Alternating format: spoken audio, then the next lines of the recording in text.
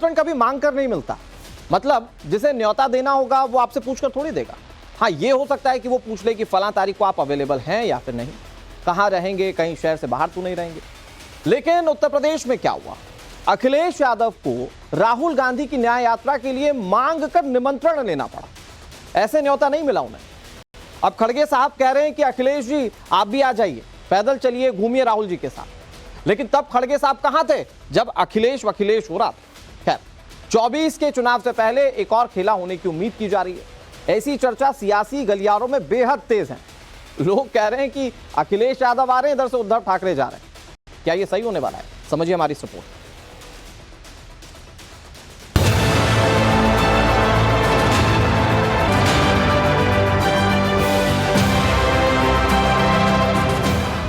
जब बार बार बीजेपी की सरकार चुनते हैं तो इसका संदेश पूरे देश को जाता है।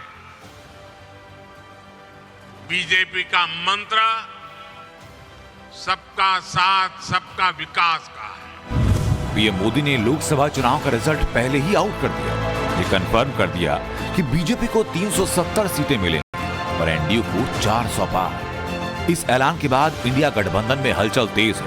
बंगाल से लेकर यूपी तक इंडिया की नैया हिचकोले खाते दिख रही है। एकता दरक रही है। इंडी के लिए खतरे की घंटी बज रही है। जल्दी ही राहुल गांधी की न्याय यात्रा यूपी पहुंचने वाली। 16 फरवरी को ये उत्तर प्रदेश पहुंच सकती है। यूपी में इंडिया गठबंधन के प्रमुख पार्टनर में से एक समाजवादी पार्टी, सबसे बड़ी साझेदार पार्टी। लेकिन अखिलेश यादव कांग्रेस से नाखुश है। वजह बताएंगे। पहले जरा अखिलेश यादव का ये बयान सुनिए। मुश्किल तो ये है कि कई बड़े आयोजन होते हैं, बड़े कार्यक्रम होते हैं, हम लोगों को निमंत्रण ही नहीं मिलता। तो अपने आप क्या मांगे हम निमंत्रण? अखिलेश से पूछा गया था कि क्या वो यूपी में राहुल की न्याय यात्रा में शामिल होंगे। जवाब था कि न्योता ही नहीं मिला और भला हम क्यों मांगे निमंत्रण। मामला सीधा दिखता जरूर है लेकिन है नहीं। बात सिर्फ निमंत्रण तक सिमटी नहीं, ये आपसी भरोसे की असलियत बता रही है।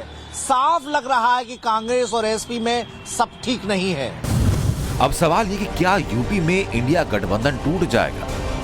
सवाल इसलिए क्योंकि यूपी में इंडिया गठबंधन में एक तरफा ऐलान हो रहे हैं। कहीं से गठबंधन जैसा सीन दिखाई नहीं पड़ रहा। अखिलेश पीडीए की रणनीति पर चल रहे हैं तो इंडिया गठबंधन ने अपना एजेंडा साफ नहीं किया।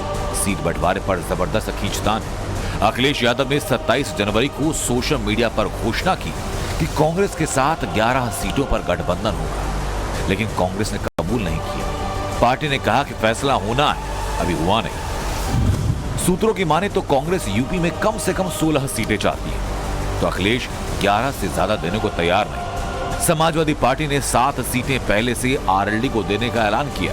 इस हिसाब से समाजवादी पार्टी खुद 62 सीटों पर चुनाव लड़ना चाहती है। इसी खींचतान में दोनों दलों के बीच के रिश्ते पर बर्फ जम गई है। अखिलेश के ताजा बयान ने साफ कर दिया है कि अभी गर्मजोशी का मौसम दूर है। ये सवाल भी अपनी जगह कायम है कि अगर कांग्रेस 11 सीटों से ज्यादा पर चुनाव लड़ने पर अड़ी रही तो क्या अखिलेश गठबंधन तोड़ देंगे। ये आशंका ही वो वजह है कि कांग्रेस बार बार सफाई देती दिख रही है।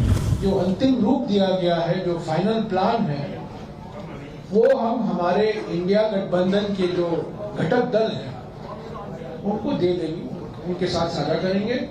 और हमारा ये मानना है कि जो इंडिया गठबंधन के घटक दल हैं यूपी में, अगर वो भारत जोड़ो यात्रा में शामिल हो, हमारे लिए तो खुशी की बात होगी, उसमें कोई दो राय नहीं हो सकती, पर इंडिया गठबंधन को और भी मजबूत करेगा। कांग्रेस कह रही है कि इंडिया गठबंधन के घटक दल न्याय यात्रा में शामिल होंगे तो अलायंस मजबूत होगा, लेकिन यहां तो पहले से तलवारें खिंची।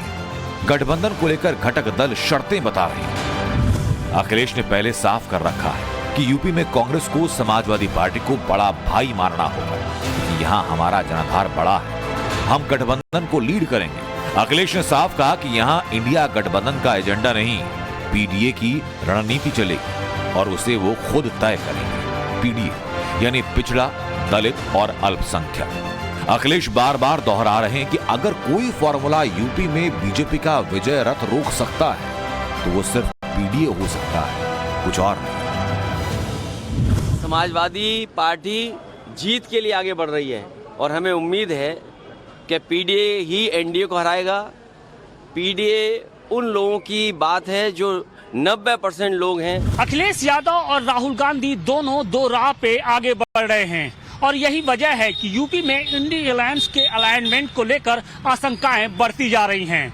अगर अखिलेश यादव राहुल की यात्रा में शामिल नहीं होते हैं तो ये वो तीसरा प्रदेश होगा जहां पर सहयोगी दलों ने राहुल की यात्रा से दूरी बना ली हो या फिर वो उनका साथ छोड़कर चले गए। इसी बीच अखिलेश यादव खुद यूपी में उलझ गए। वजह राम मंदिर का मुद्दा।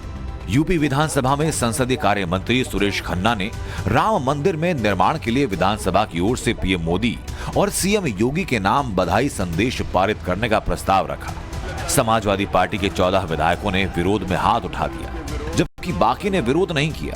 यानी साफ है कि समाजवादी पार्टी में राम मंदिर के मुद्दे पर अंदरूनी दो फाड़ की नौबत है।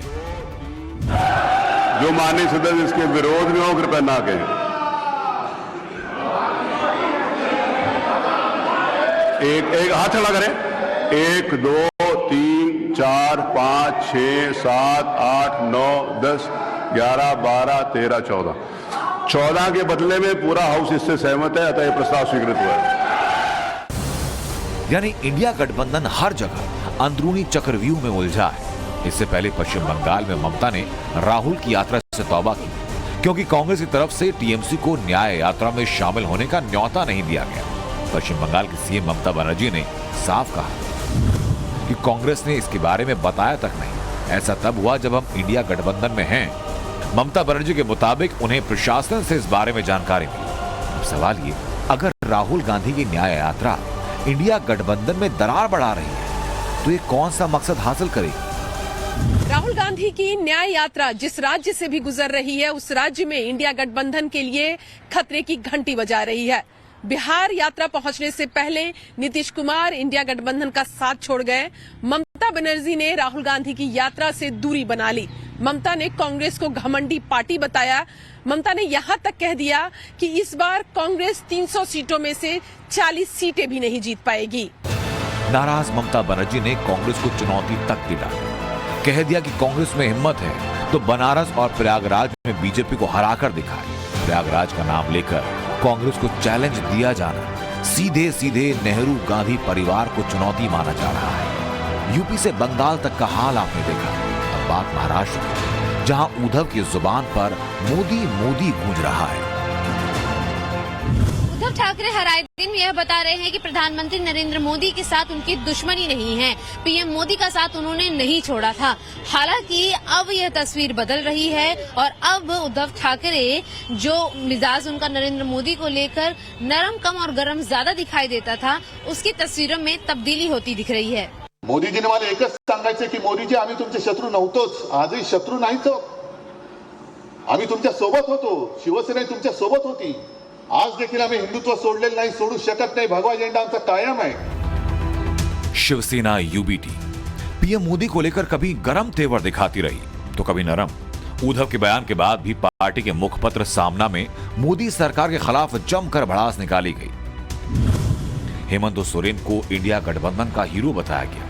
लिखा गया कि हेमंत सोरेन रोए नहीं, झुके नहीं। सामना